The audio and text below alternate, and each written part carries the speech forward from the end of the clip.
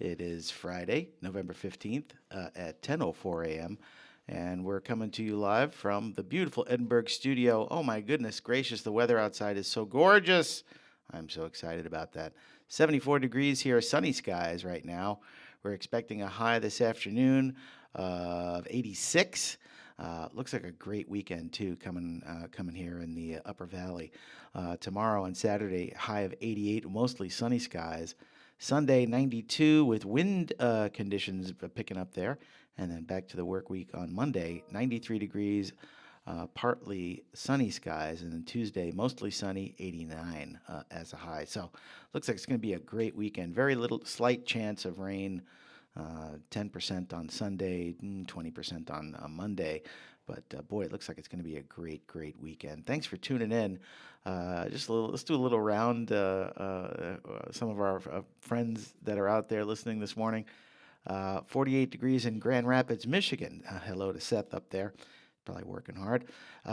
53 degrees, our friends Bill and Erica out there in Massachusetts, Westboro. 53 degrees, sunny skies. That sounds really good too. And 31 degrees in Spokane. Good morning, Steve. Hopefully you're tuning in this morning. Make sure that if you're planning on supporting, hopefully you're planning on supporting our Vaqueros athletics teams. We've got some fun stuff coming up this weekend. Looks like volleyball tomorrow here in the Edinburgh Fieldhouse. We'll be taking on Houston Christian. And it looks like, what else? It looks like our men's basketball's on the road. They're at the White Sulphur Springs in West Virginia playing. But it looks like they'll be back in town here pretty soon next week. Pardon me, not next week, the week after. It looks like they've got, they're on the 25th, there's some exciting stuff going on here in the Edinburgh campus. We've got women's basketball at 4 p.m. and then men's basketball at 6:30. So it's a kind of a double header. Women's basketball first, men's basketball after. Women are playing St. Mary's University and the men's basketball playing Lemoyne. So that's on 11/25, the 25th. So not this Monday, but the Monday following. That's the week of Thanksgiving. Remember, we're right near the end of the semester. We just got 3 weeks left, pretty much. Hopefully everyone's prepared. Make sure you're studying for your finals, right? I want to see them nodding heads in the studio here. Yes, no, studying for finals. Yes, good. Like to see that. Man, I just yesterday in class we were talking about it, I was making announcements. I'm like, man, we've only got 3 weeks left in the semester. I guess time flies when you're having fun. And every day is a day worth celebrating, but it's also a day where we could talk about revolution. How about it? Here's the Beatles with Revolution 9 from the White Album, only on Vaquero Radio, the Valley's student station. It's the Dead Kennedys with I Fought the Law. That was a nice little set there. Before that, you heard Green Day with Welcome to Paradise. Gil Scott-Heron with The Revolution Will Not Be Televised. And we started that set off with the Beatles, Revolution number 9. I don't know if we can even call that a song. It's a lot of sound effects and just whack. I don't know whose idea was that to do Revolution number 9. I don't know. It was definitely one of those songs that made people when they heard the White Album go, huh? Good morning, Vaqueros. DJ Doc V. It's Friday, November 15th. You're listening to Office Hours. We're here till 11 a.m. Thanks for tuning in. It's a beautiful day in the Rio Grande Valley. Usually when I walk outside one of the buildings, I get, assaulted by a wave of heat. But boy, it was sure nice walking to the studio this morning outside with the blue skies. And I guess I don't know if I could call it crisp. I guess fresh, maybe you could call it. But boy, it just was really nice day today.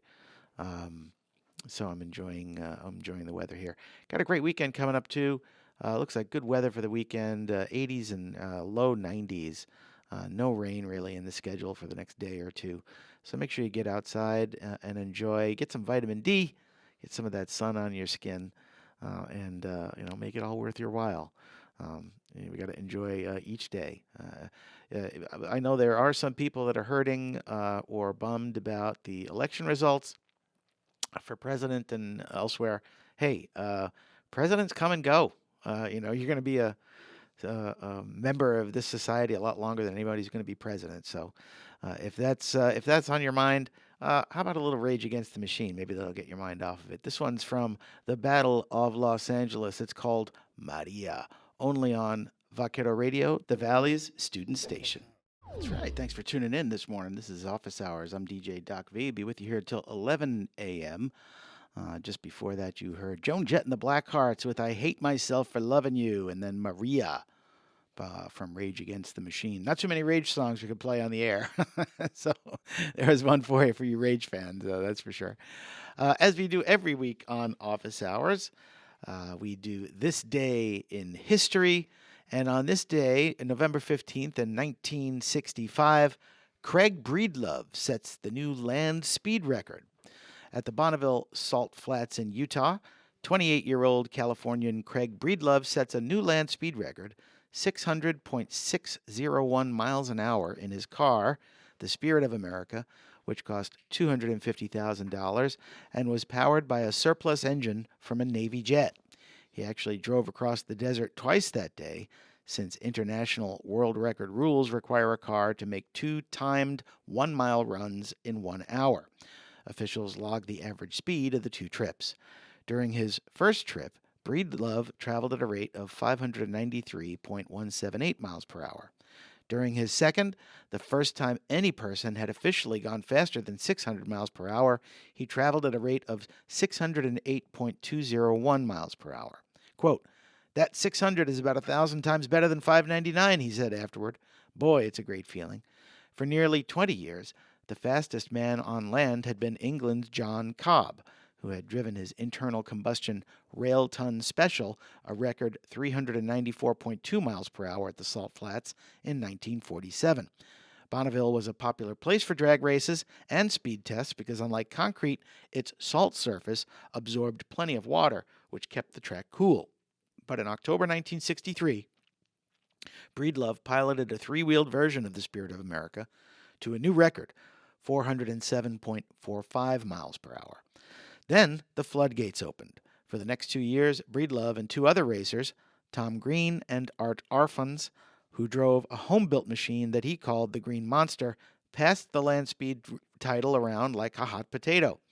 They broke the record 6 times in 1 year, something no one had done since 1904. In October 1964, Breedlove became the first man to go faster than 500 miles per hour, and he nearly died in the process. The Spirit of America's parachute, the machine's braking mechanism, snapped off at the end of the mile, and Breedlove careened off the track, through a stand of telephone poles and into a salt pond. He escaped through the car's rooftop hatch with a new record, 526.28 miles per hour. Arfons shattered that record a year later, but his glory was fleeting. Just over a week later, Breedlove and his jet car zoomed past the 600 miles per hour mark. Arfons vowed that he'd be back, but he'd damaged the Green Monster during his record-breaking run and could never quite fix it. Instead, Breedlove held the title for nearly 5 years, until Gary Gabelich coaxed his rocket-powered Blue Flame to an average speed of 622.4 miles per hour. Boy, that's fast. All right, also on this day in history, here's a good one. Any gamers out there? In 2001, Microsoft releases the Xbox gaming console on this day, November 15th in 2001, dramatically influencing the history of consumer entertainment technology. Microsoft CEO Bill Gates first decided to venture into the video game market because he feared that gaming consoles would soon compete with personal computers. At the time, Japanese companies Sony and Nintendo dominated the field, and no American company had challenged them since Atari ceased selling its Jaguar console in 1996. Sony was positioning its PlayStation 2 as an entertainment system, meant not only for gaming but also for playing DVDs, music, and other media. In order to rise to this challenge, Microsoft designed the first ever gaming system to use PC technology, such as an internal hard drive. The original plan was to include a dial-up modem, still a common internet technology at the time, but the designers opted instead to exclusively use a high-speed Ethernet cable. a decision which would allow the Xbox to set a new standard in online gaming. Microsoft acquired the game developer Bungie and used its new first-person shooter, Halo Combat Evolved, as its launch title. Developing the Xbox had been enormously expensive, and the cost of building each unit outweighed the sales price, which meant game sales were crucial to the project's success. Luckily for Microsoft, their launch title was one of the best-selling and most celebrated games of all time. Halo ushered in a new age of first-person shooters and online gaming, revolutionizing the video game market, and it established Xbox as a haven for innovative game design.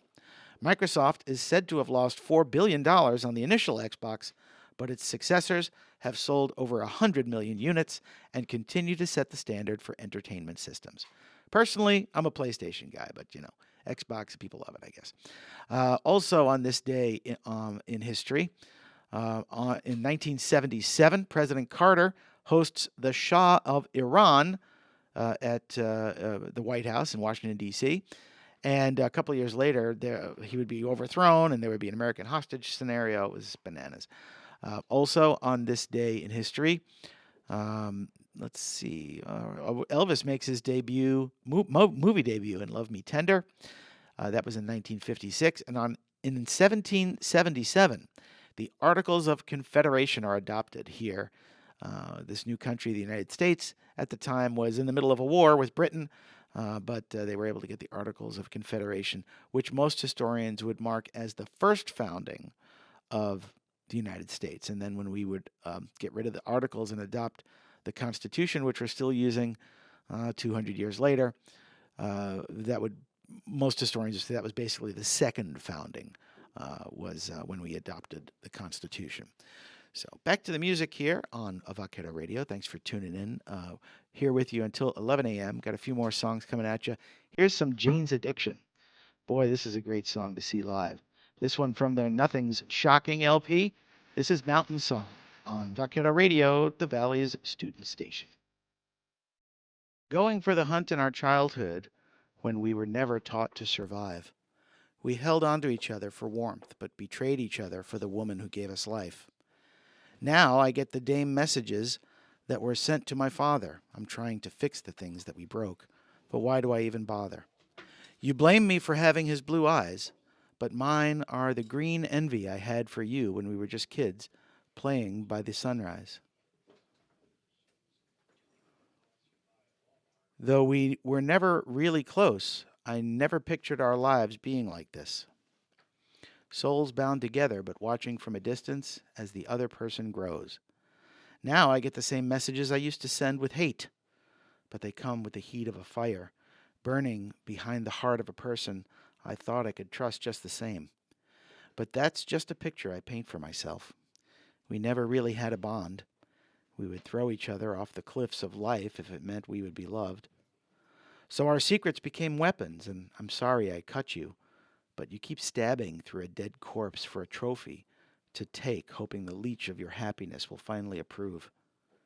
So now I see your name on my phone, and I feel my gut fall to pieces. I don't want to hear the voices of a person I once was, but I feel regret all the same, as I ignore your attempts to mock me for my existence. Though I still care, I can't help but feel relief. I don't have to worry about you, and I hope you don't have to worry about me. So I'll put my weapons down if it means you'll be at peace.